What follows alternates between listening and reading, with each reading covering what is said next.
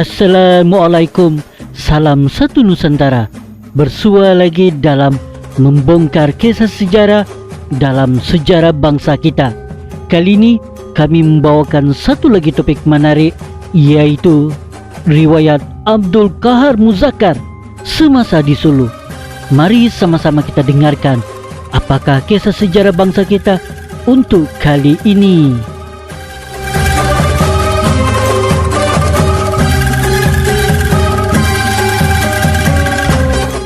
Nama sebenar beliau ialah Abdul Qahar Muzakkar. Beliau telah dilaporkan mati dibunuh, tetapi pada hakikatnya beliau masih hidup. Beliau mati sakit pada tahun 2006 lalu setelah berjaya membangunkan perkampungan Islam dan membuka pesantren di Batam, Indonesia. Perjalanan Habib Abdullah merentas Laut Sulu kemudian berjumpa Duli Yang Maha Mulia Datuk Lajamura bin Datuk Wasik Aranan di Zamboanga City, telah membuka jalan awal silaturahim serumpun dan seagama antara umat Islam Indonesia dan umat Islam Sulu. Adapun tujuan utamanya ke Sulu adalah kerana amanat tuan guru beliau, yaitu almarhum K.H. Qahar Muzakkar Al-Sulwisi, menelurusi kembali jejak perjalanan dakwah dan perjuangan beliau ketika masih hidup dahulu. Beliau datang dengan barang dagangan persis seperti para ulama yang berdakwah masuk ke Sulu era kurun ke-13 dahulu. Telah menjadi tradisi para ulama ketika dulu berdakwah sambil berniaga. Untung perniagaan digunakan selama berada di perantauan menjadikan mereka pendakwa yang berkemampuan, sebab itu tidak meminta-minta. Riwayat K.H. Qahar Muzakkar di Sulu menurut Habib Al-Huda, yaitu Abdullah Al-Minangkabawi, yang mana beliau sendiri pernah menjadi setiausaha dan juru tulis K.H. Qahar, bahawa K.H. Qahar pernah tinggal di Sulu agak lama ketika era pemerintahan Presiden Soekarno di Indonesia ketika itu. Beliau menjadi buruan kerajaan Indonesia lantaran beliau membawa diri berkelana ke pelosok dunia, termasuk di Sulu ketika itu, adalah kerana mengelak dari bertembung dengan pihak keselamatan Indonesia. Menurut Datuk Nasir Al-Balangingi, bahawa ayahandanya pernah bersama memancing ikan di Sulu dengan K.H. Qahar ketika dulu. Menurut ayahanda beliau, K.H. Qahar adalah seorang yang soleh yang sentiasa menjaga ibadah.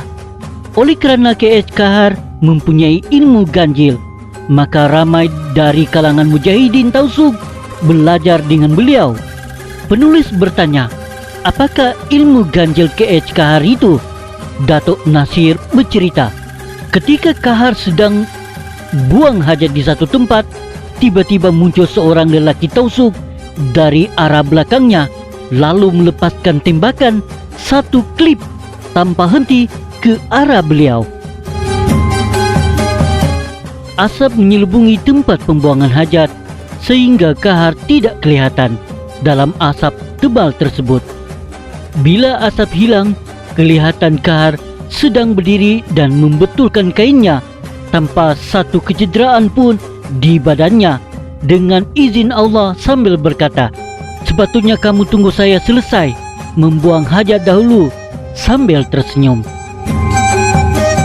Menurut Datuk Nasir lagi, K.H. Qahar fasih berbahasa tausug, tinggal lagi agak pelat menyebut beberapa perkataan seperti dupang. K.H. Qahar menyebutnya seperti tupang. K.H. Qahar telah berkahwin dengan sepupu kepada Datuk Nasir dan berjaya melahirkan beberapa orang anak yang sekarang masih hidup di Sulu. Antara cerita Datuk Nasir lagi ialah, suatu hari ayahanda saya menemani Qahar memancing ikan di laut. Suatu ketika mereka telah dihanyutkan entah ke mana, langit semakin gelap dan awan tebal yang bakal menurunkan hujan lebat. Tiba-tiba ayah saya mengeluh kerana takut dilanda angin ribut di tengah lautan. Tiba-tiba Kahar mengarahkan ayah melepaskan kain layar. Ayah berkata, "Bukankah ini yang menyebabkan kita semakin ditiup ke belakang, Tuan?" Kahar terus berkata kepada ayah, "Tupang, yang bermaksud bodoh, kenapa tidak ikut saja arahannya?" Yang menghairankan ayah ialah setelah dibuka kain layar, tiba-tiba kapal mereka bergerak menyonsang, angin menuju ke Sulu bukannya ke belakang. Ayah terpinga-pinga, bagaimana berlaku demikian? Yang lagi menghairankan, baju Kahar tidak basah walaupun mereka telah dilanda hujan lebat berbanding bajunya yang sudah basah kuyup. Beliau berjaya membuka prasanten dan perkampungan Islam di Batam dan membuka kelas-kelas pengajian sufi. K.H. Kahar Mujahidin Legenda Nusantara. Menurut Habib Abdullah Al-Minangkabawi, K.H. Kahar adalah keturunan Bugis Pelopo dari Sulawesi Selatan. Beliau adalah salah seorang pejuang kemerdekaan Indonesia bersama sahabatnya, yaitu Presiden Soekarno sendiri. Oleh kerana telah menjadi buruan kerajaan, beliau telah menjalankan penyamaran yang sukar dikesan, hinggakan dikatakan kulit tua beliau yang berkedut 1000 itu pun dapat beliau tutupi. Kehebatan beliau menyamar, hinggakan pihak keselamatan Indonesia ketika itu sukar menangkapnya, adalah salah satu kelebihan tersendiri atau karamah beliau yang dianugerahkan Allah Subhanahu wa taala kepada para mujahidnya, sehingga kini beliau telah menjadi satu legenda Nusantara yang tidak akan dilupakan sampai bila-bila. Di Sulu, Tausug memanggilnya dengan panggilan Kahal Musakal, yaitu seorang guru dan mujahid yang hebat. Sejak dahulu lagi, penulis sendiri telah menjadikan K.H. Kahar Musakal sebagai idola kerana kegigihan beliau memperjuangkan pemerintahan Islam di Indonesia.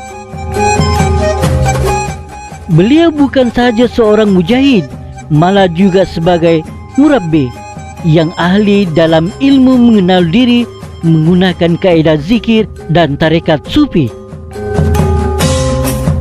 Mari kita hadiahkan K.H. Kahar dengan para mujahid Nusantara serta mujahidin seluruh dunia umumnya dengan surah Al-Fatihah. Semoga roh mereka ditempatkan bersama kekasih-kekasih Allah di syurga yang penuh kenikmatan abadi. Al-Fatihah.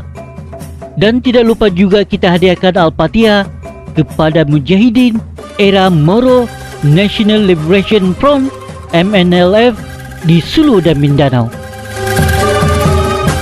Dahulu yang gugur syahid berperang dengan kufar Marcos, mereka bukanlah mati kata kerana MNLF dan pemimpinnya, tetapi perjuangan mereka adalah kerana Allah dan Rasulnya, jihad fisabilillah, membela bangsa dan negara tercinta.